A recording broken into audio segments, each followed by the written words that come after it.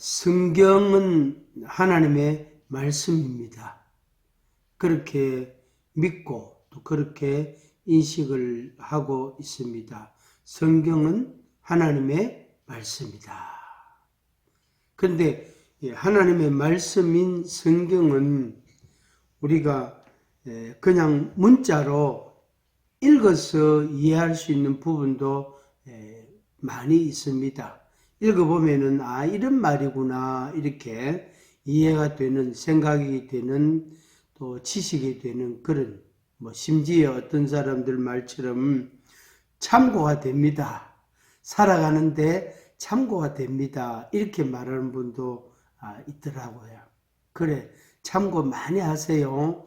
이렇게 많이 읽으시면 참고가 많이 될 겁니다 하면서 제가 그렇게 강조한 적도 있습니다.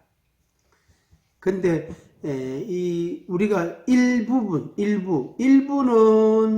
우리가 이해가 되는 부분이 있습니다. 그런데 매우 중요한 부분에 있어서는 좀 더 깊이 들어가고 구체적으로 들어가면 이해가 안 됩니다.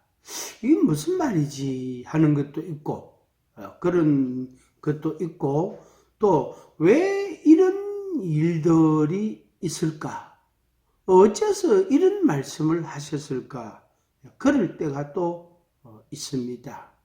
그럴 때마다 당황스럽기도 하고 답답하기도 하고 누가 이걸 풀어주면 설명을 해주면 좋겠다 싶은 그런 마음도 있는 것입니다. 목사인 저도 이해가 잘 안 되는 이게 무슨 말이지 이럴 때가 있습니다. 실제로 그럴 때에는 누구한테 물어볼 수도 없고 또 기도하죠. 하나님, 이게 무슨 말입니까? 저에게 깨닫는 마음을 주세요. 지식을 주세요. 이렇게 할 때가 있습니다. 성경은 하나님의 말씀입니다.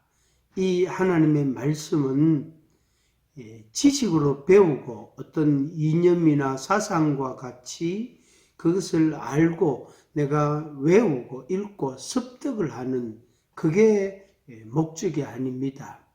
하나님의 말씀은 하나님의 말씀이니까 하나님이 우리에게, 우리 인생들에게 또 개인적으로는 하나님이 나에게 말씀을 하셨으니까 예, 알겠습니다. 제가 그렇게 하겠습니다. 그렇게 해보겠습니다. 하고 받아들이고 인정하고 받아들이고 믿고 그리고 순종하는 것이 중요합니다.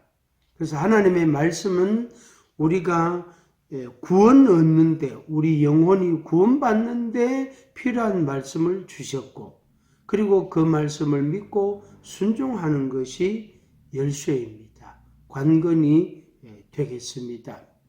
그래도 좀 이렇게 이해가 되고 납득이 되고 또 누가 풀이를 해주고 이래 하면은 훨씬 더 우리가 순종하는데 많은 도움이 되고 동기부여도 되는 것은 분명합니다. 근데 성경은 하나님의 말씀인데 어째서 성경을 하나님의 말씀으로 여기는가? 그리고 하나님의 말씀을 하나님께서 우리에게 어떻게 주셨는가 하는 것입니다. 성경에 이제 각 권마다 기록한 자들이 있거든요. 오늘은 요한계시록 말씀을 드릴 건데 요한계시록은 요한이라는 사람이 기록을 했단 말이에요. 또 베드로 전서, 베드로 후서는 베드로라는 사람이 기록을 했단 말이에요. 그러면 그들이 기록한 그 기록이 어떻게 하나님의 말씀이라고 부를 수 있느냐 하는 것입니다. 또 예를 들면은 이사야 그러면 이사야가 기록이고 예레미야서 같으면 예레미야가 기록이고 그럼 그걸 어떻게 하나님의 말씀이라고 여길 수 있는가? 그걸 인정할 수가 있느냐 하는 겁니다. 그 기록자들이 다 있는데 그래서 제가 전문적인 의미는 조금 접근을 오늘 안 합니다만은 기본적으로 하나님의 감동을 받은 자, 하나님께서 하나님의 신이 임재한 사람, 어떤 사람, 그 사람을 통하여서 기록을 하게 하고, 그리고 그것을 누구든지 읽게 하고, 그러면 그 마음에 믿음이 이제 발생하게 되는 겁니다. 그렇게 해서 성경을 읽고 배우고 믿고 순종하고 따르고 그렇게 하는 겁니다. 그러니까 그 기록한 자가 중요한데 사실은 안 중요합니다. 예를 들면은 요한계시록 같으면 요한을 통해서 하나님이 기록하게 하셨는데, 기록하게 하셨는데 요한이 기록을 안 했으면 아마 다른 누군가가 또 기록을 했을 거단 말이에요. 그렇다고 이게 대필한다, 그런 것은 아닙니다. 기계적 영감설 이런 표현도 하는데 그거는 더더욱 아닙니다. 뭐냐면은 유기적 영감설 이렇게 용어를 표현하는데, 기록한 사람의 지식이나 사상이나 정신이나 경험한 것이나 그 사람의 살아가는 삶의 여건이나 환경이나 이런 것들을 하나님이 그렇게 활용해서 하나님의 말씀을 표현하신 거죠. 그래서 하나님께서 하고자 하시는 말씀을, 어떤 기록자의 그런 모든 여건, 조건, 상황 등을 하나님이 활용하셔서 하나님의 말씀을 하신 겁니다. 그래서 어떤 대목은 보면은 그 개인의 기록자 개인의 이야기인 것 같기도 하고, 또 어떤 것은 정말로 하나님이 명령하신 아주 엄하게 말씀하신 그런 대목들도 나온단 말이에요.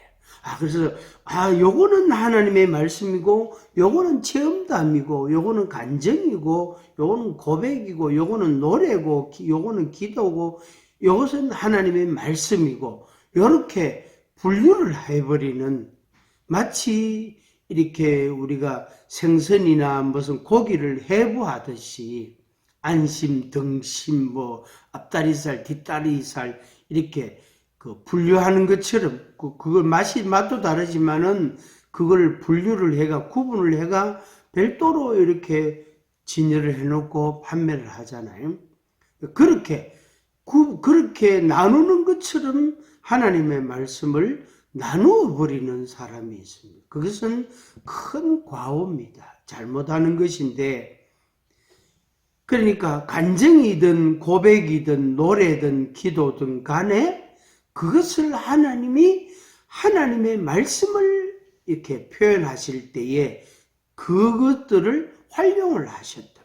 그래서 하나님의 말씀과 하나님과 기록자 자신의 지식이나 경험이나 환경이나 여건 등, 그래서 하나님과 기록자의 간에 그 유기적인 상호작용하는 그래서 유기적 영감설 이렇게도 표현합니다만은, 그런 그 원리를 따라, 그런 의미를 따라서 하나님의 말씀을 기록해서 우리에게 읽게 하고 배우게 하고 그리고 순종하게 하신 것입니다.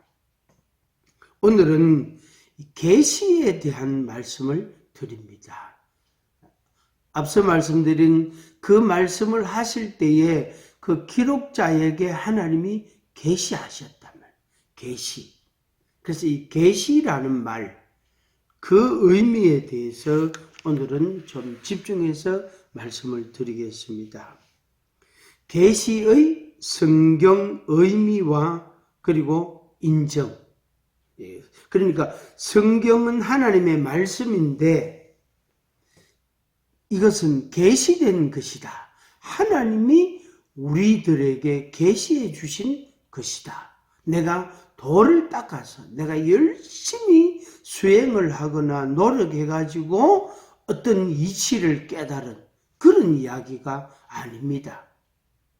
그것은 그 개인의 순전한 노력에 의해서 되어졌단 말이에요. 사실은 100% 그 사람의 노력에 의해서 얻어진 그런 경험담이다, 지식이다, 이치다 이렇게 표현할 수 있단 말이에요. 그런데 하나님의 말씀은 계시라는 방식으로 우리에게 주신 것입니다. 그래서 하나님의 말씀은 계시다. 그래서 요한계시록 1장 1절 첫 번째 말이 예수 그리스도의 계시라 이렇게 기록이 되어 있습니다. 예수 그리스도의 계시, 예수 그리스도의 계시. 이것은 아주 놀라운 선언이 됩니다. 예수 그리스도의 계시다. 요한계시록만 가리키는 게 아니고 성경 전체를 가리키는 것입니다. 그래서 성경은 하나님의 말씀이다. 성경은 계시된 하나님의 말씀이다. 하나님께서 계시하신 말씀이다. 우리 인간의 노력에 의해서 어떤 우리의 끈기에 의해서 깨달아진 이치를 터득한 그런 이야기가 아니다. 하나님의 계시다 하는 부분입니다. 그래서 성경을 하나님의 계시된 하나님의 말씀으로 인정하느냐 하지 않느냐에 따라 믿음이 달라지게 됩니다. 성경에 보면 환상이나 꿈 이야기 같은 그런 기록들이 좀 나옵니다. 그런데 내가 환상을 보고 꿈을 꾼 것을 기록한다고 해서 성경에 기록되어져 있는 것과 물론 내용은 다르지만은 그것과 어떤 자격에 있어서 그런 가치에 있어서 그것이 유사하다, 똑같다 이렇게 말할 수가 없습니다. 그것은 매우 큰 과오를 범하는 것이 됩니다. 그것은 하나님의 거룩함에 말하자면 도전하는 그런 것이 되는 겁니다. 그것은 사실은 큰 죄가 되는 거죠. 그래서 하나님께서 그 기록자의 꿈이나 환상을 통해서 하나님이 말씀하시고자 하시는 뜻이 있었단 말이에요. 하나님의 마음이 있었단 말이에요. 그렇다고 하나님을 믿는 내가 본 환상, 내 꿈이 그것도 하나님이 나에게 말씀하고자 하는 하나님의 마음이 있고 뜻이 있다.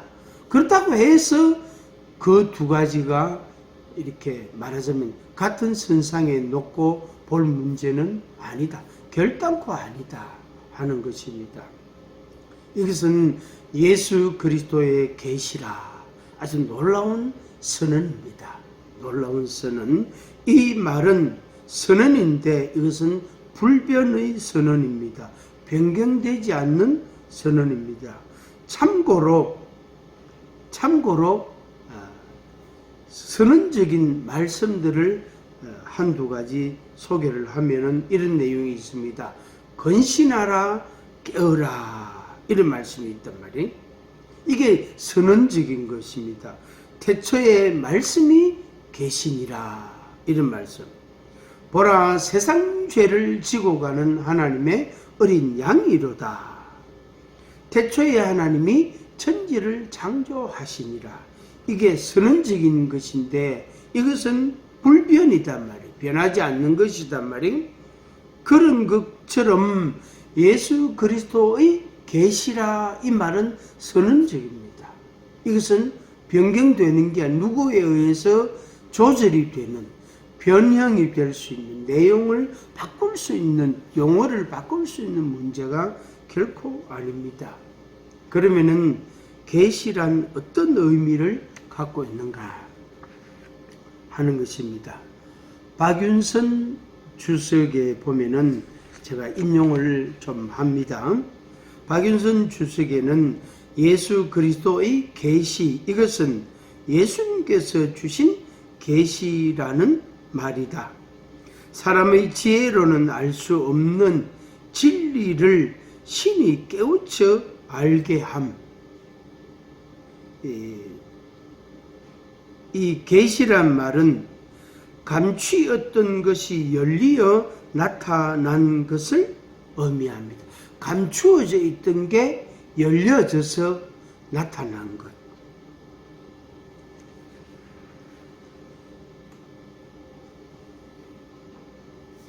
이것은 앞서 말씀드린 것처럼 자기가 학습을 하거나 고행을 하거나 자기가 열심히 훈련하거나 또 기술을 연마하거나 해서 얻어진 이치나 또 놀라운 발견이나 그런 게 아닙니다. 하나님이 어떤 개인에게 하나님이 친히 말씀해 주신 것입니다.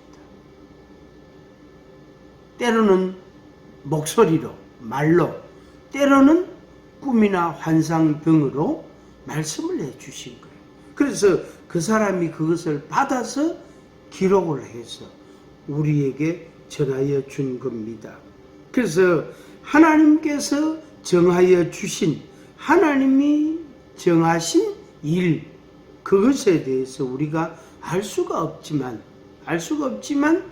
하나님이 말씀을 해 주셨으니까, 아, 그런 말이구나, 아, 하나님이 이렇게 하신다는 말씀이구나 하는 걸 알게 됩니다. 그것은 계시라는 것을 통해서 우리 인생이 하나님을 알게 되고 하나님의 마음을 알게 되어지는 것입니다. 그런데 누구에게 이 계시가 임하였는가? 사도 요한에게 임하였습니다. 다시 말하면 하나님께서 원하시는 자에게 계시하셔서 정하신 일을 나타내시고 하나님께서 원하시는 때에 이루시는 것입니다. 그것은 하나님이 정하신 거예요. 우리가 원한다고, 우리가 기도를 한다고, 요청한다고 하나님이 반응하시거나 그런 의미가 아닙니다. 그래서 하나님에 의해서 하나님이 정해놓으신 하나님의 때에 하나님이 정하신 사람에게 말씀하시고 그것을 나타내 주신 것, 그걸 계시라고 합니다. 그런데 이제 부분적으로 의미적으로는 오늘날도 극히 일부지만 우리에게 계시라는 의미가 있습니다.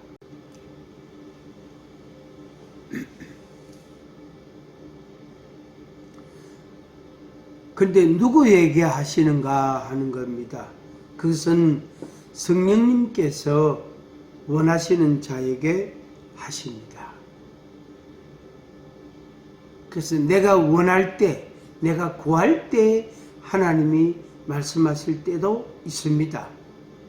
그렇지만은 가장 근본적인, 가장 핵심적인 그런 요소는 성령님께서 우리에게 말씀하시고 지식을 주시고 우리로 하여금 순종하게 하신다. 그래서 주체는 성령님이시고 우리는 아무리 내가 구했다 해도 내가 구한 것을 그대로 내게 응답을 해 주셨다고 해서 내가 주체가 되는 것은 아닙니다.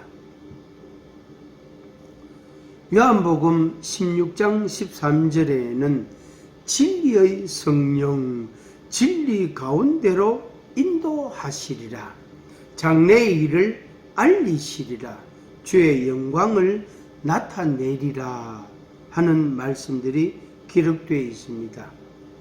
요한 1서 2장 20절에는 너희는 거룩하신 자에게서 기름 부음을 받고 모든 것을 아느니라.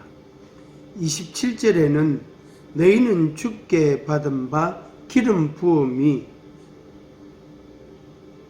너희 안에 거하나니 아무도 너희를 가르칠 필요가 없고 오직 그의 기름 부음이 모든 것을 너희에게 가르치며 또 참되고 거짓이 없으신 너희를 가르치신 그대로 주 안에 거하라. 이런 말씀들이 있습니다. 그래서 하나님의 말씀을 우리에게 성령님께서 알게 해주시고 함께 하시고 지식을 주시고 또 믿음의 마음을 주시고 순종할 의지를 주시고 이렇게 우리를 인도해 가시는, 우리와 함께 하시는 것입니다. 그래서 하나님이 우리에게 말씀하실 때에 하나님의 말씀의 의미를 보다 더 분명하게 알 수가 있는 것입니다. 그러니까 믿고 알고 순종한다, 이런 말이 되겠죠. 그 다음에 기독교 교육 대사전이라는 사전이 있는데 이거는 오래된 책입니다. 요즘은 이 책이 없습니다. 기독교 교육 대사전. 거기에서 계시라는 용어를 제가 찾아서 여러분들에게 소개를 하고 또 저 개인적인 생각을 여기에 조금 추가를 하려고 합니다. 계시란 드러난다, 노출된다, 나타난다 하는 뜻입니다. 계시란 말은 누가복음 12장 2절에 감추인 것이 드러나지 않을 것이 없고 숨은 것이 알려지지 않을 것이 없다 하는 말씀 그대로입니다. 하나님께서 감추어진 것, 숨은 것, 그게 그 당시에는 그런 것인데 때가 되면 하나님께서 그것을 계시라는 방식으로, 때로는 성경 말씀이라는 이 말씀에 근거해서 우리로 하여금 지식을 주시고 믿음을 갖게 하시는 것입니다. 앞서 말씀드린 것처럼 기록된 책이 있기 때문에, 말씀이 있기 때문에 계시라는 방식은 극히 부분적이고 작습니다. 분량이. 그래서 계시라는 것을 의지하면 안 돼요. 그걸 과신하면 안 된단 말이에요. 이게 어느 약간의 혼동이나 또 이렇게 이해의 어려움도 사실은 있습니다. 그래서 자칫하면 또 신비주의적인 그런 반응을 할 수도 있거든요. 그래서 위험 요소가 약간 있다고 해서 그거 신경 쓰지 말고 말씀을 읽고 말씀을 배우고 말씀을 믿고 말씀 믿고 믿는 대로 순종해라 하는 그런 이야기를, 그래서 말씀 중심으로의 믿음과 생활을 강조하는 것입니다. 그럴 만한 이유가 다 있는 것입니다. 계시란 하나님의 나타나신 말씀으로 봅니다. 예수 그리스도 안에서의 하나님의 활동이다. 예수 그리스도에 의해 하나님이 자신을 인간에게 나타내고 그래서 인간이 하나님과 이웃과 자기 자신에게 회복되도록 하는 것이다 하는 말씀입니다. 계시는 하나님의 활동이며 인간의 발견이 아닙니다. 과학자들이 새로운 이론을 발표할 때가 있잖아요. 대단한 업적이고 수고거든요. 그건 우리가 충분히 칭찬해주고 명예를 인정해 줄 수 있습니다. 그런데 성경은, 하나님의 말씀은 그런 게 아닙니다. 하나님의 계시에 의해서 우리에게 주신 것입니다. 인간이 하나님을 발견하는 것이 아니라 하나님이 스스로 인간에게 나타내 보임으로써 인간이 하나님을 발견할 수 있게 되는 것이다 하는 말씀입니다. 계시는 하나님의 행동이며 역동적인 행위입니다. 또한 하나의 과정이며 이야기이며 함께 하신 하나님 활동의 이야기입니다. 아브라함과 이삭과 야곱과 모세와 예언자들과 예수 그리스도와 그리고 교회의 이야기입니다. 이것은 알려야 할 소식이지 암송하거나 인용할 내용은 아닙니다. 다시 말씀드립니다. 다른 사람에게 알려야 되고 이야기를 해주고 그걸 우리가 전도라고 말하죠. 전도, 간증 이렇게도 표현하는데 그렇게 해야 될 것이 내가 암송해가지고 인용구로 쓰거나 성경에 이런 게 있더라고 인용구를 쓰거나 또 그것을 토론할 문제가 아니다 말. 그것을 증거하거나 전하거나 내가 믿고 내가 지키는 내가 순종하는 그것이 관건입니다. 그래야만이 자기에게 축복이 되고 은혜가 되는 것입니다.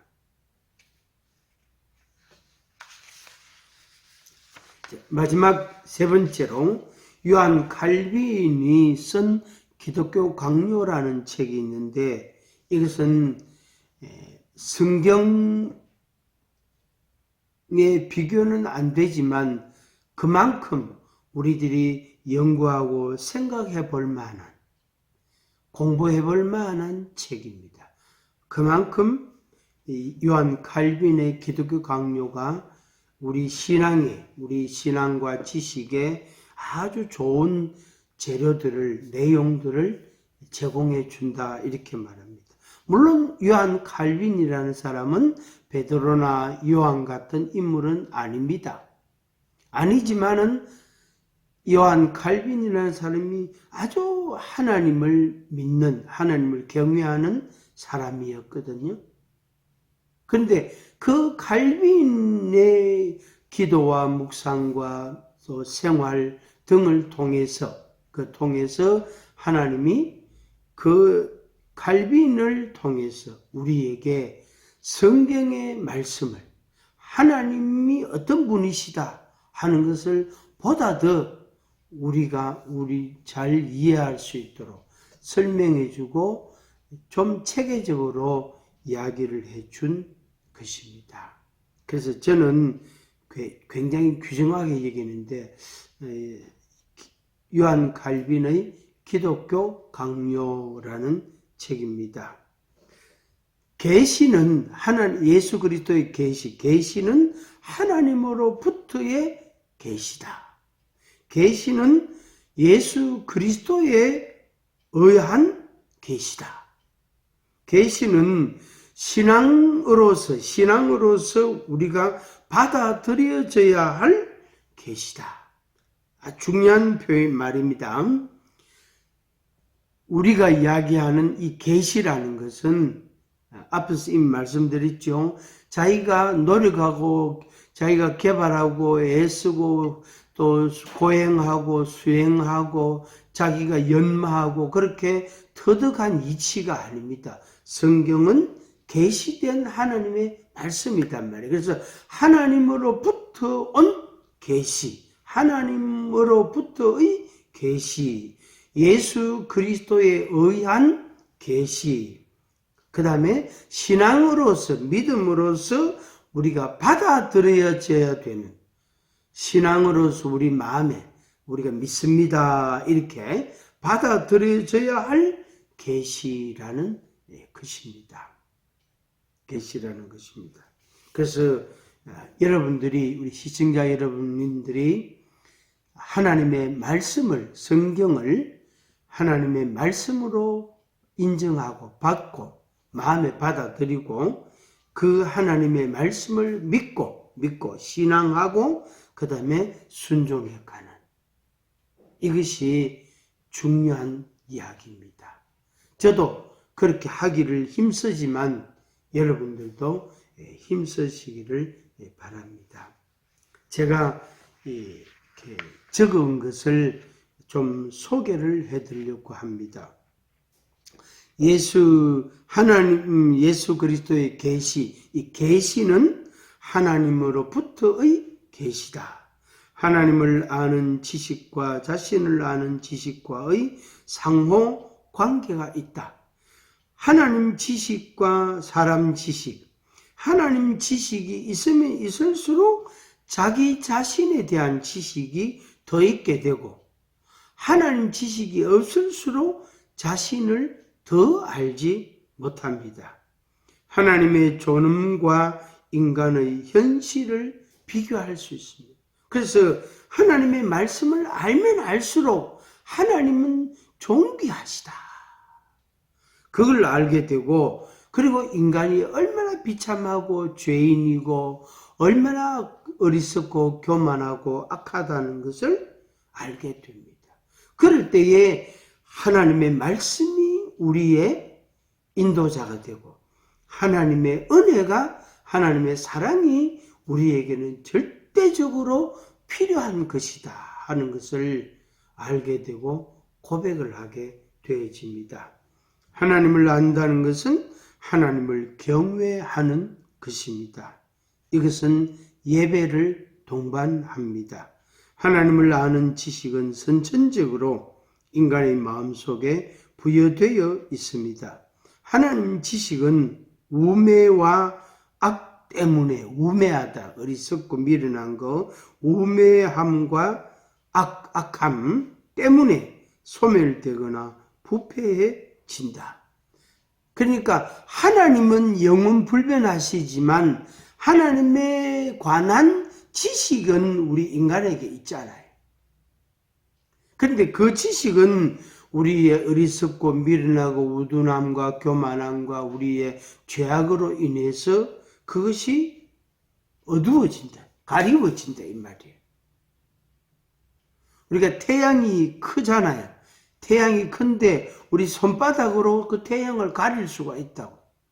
어떻게 이 손바닥을 눈에 가까이 딱 대가 있으면 태양이 안 보입니다. 그렇지, 그죠?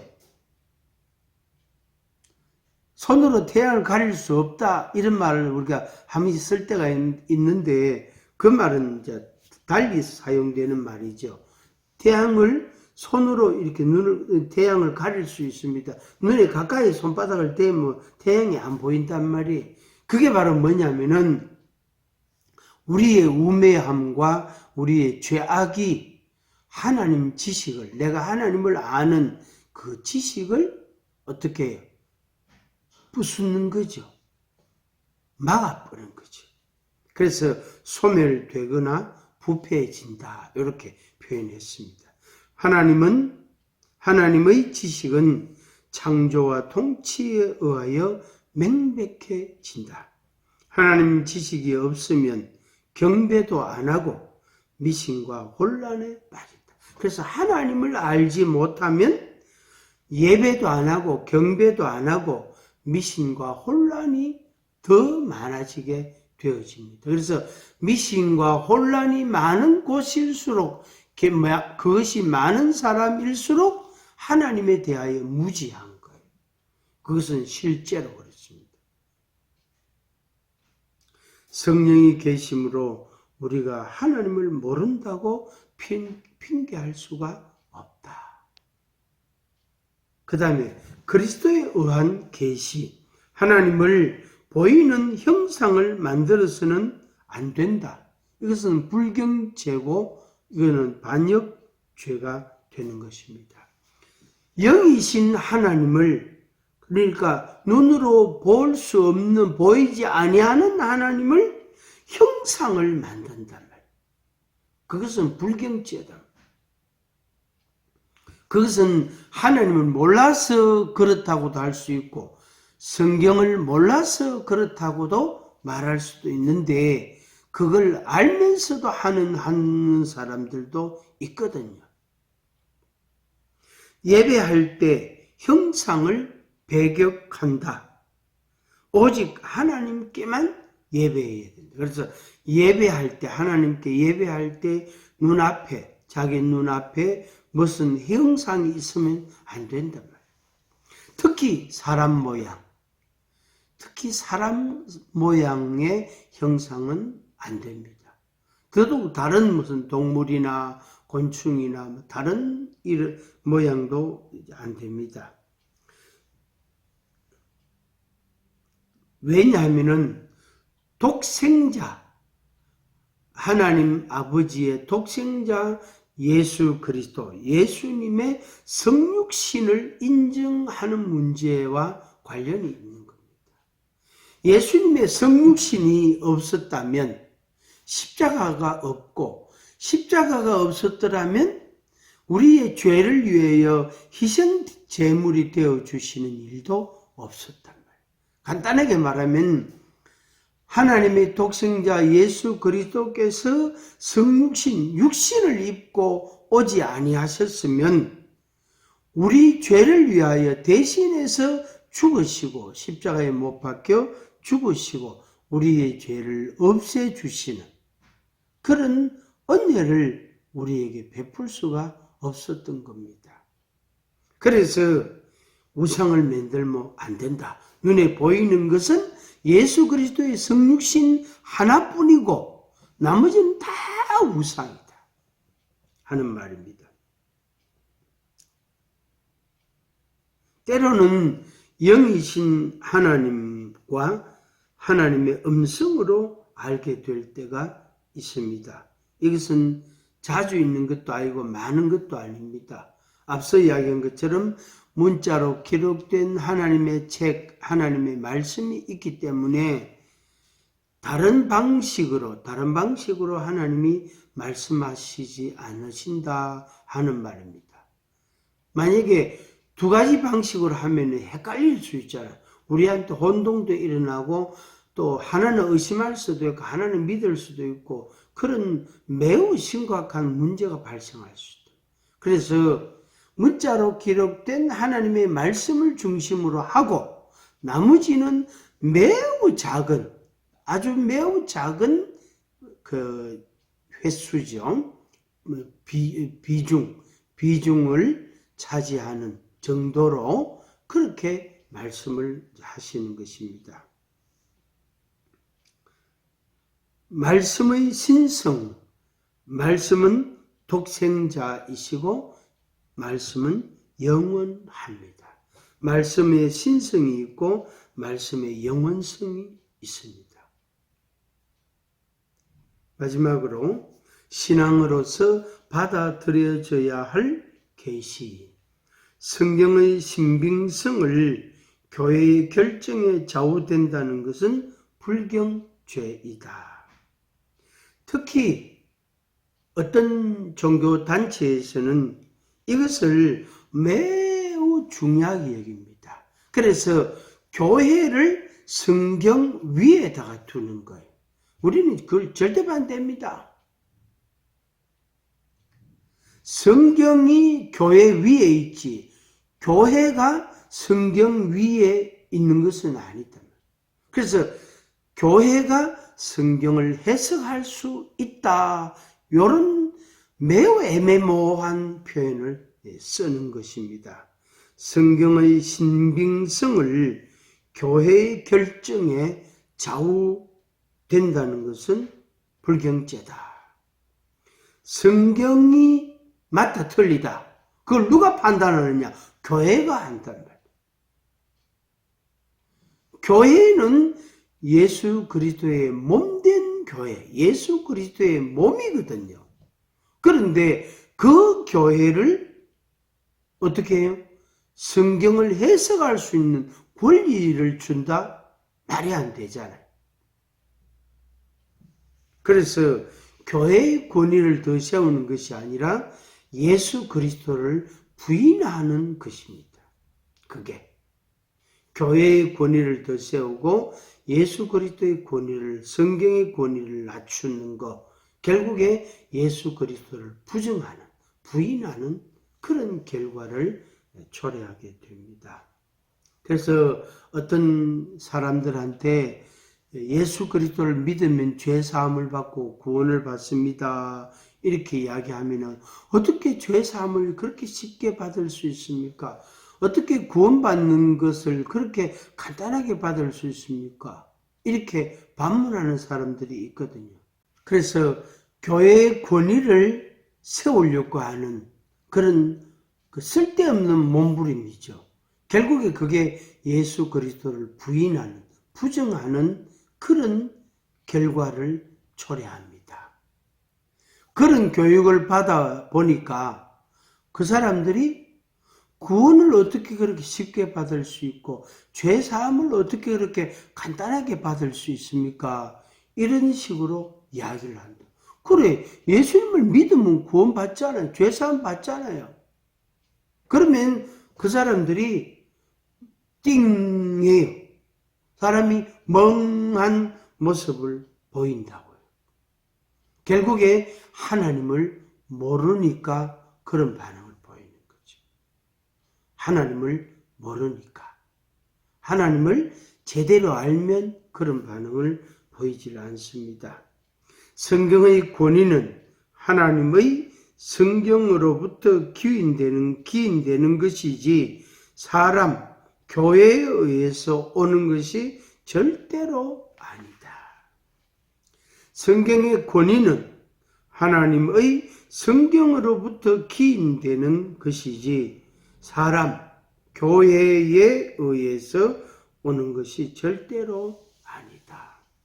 교회가 성경의 권위를 결정하는 것이 아니다. 절대로 아니다. 교회는 성경을 기초로 하여 세워집니다. 성경을 증명하는 것은 성령님이십니다. 성경은 그 자체가 증명을 합니다. 성경 내용의 탁월성, 인간의 지혜를 초월하는 것, 성경 내용의 탁월성, 그것은 성경 그 자체에 있고 내용에 있고 존엄성이고 진리라는 것이고 그리고 하나님의 말씀 성경은 단순하고 그 말씀은 효능이 있습니다. 그래서 하나님의 말씀이 들어갈 때 하나님의 말씀이 받아들여질 때에 그 사람에게서 놀라운 영적인 변화, 육신적인 변화들이 일어나게 되어지는 것입니다. 우상을 만들거나 하나님을 보이는 형상으로 돌리는 것은 불경한 일입니다. 성경은 형상과 화상은 그림을 말합니다. 형상과 화상을 금했습니다. 만들지 말고 절하지 말고 섬기지 말라 그렇게 말씀했다.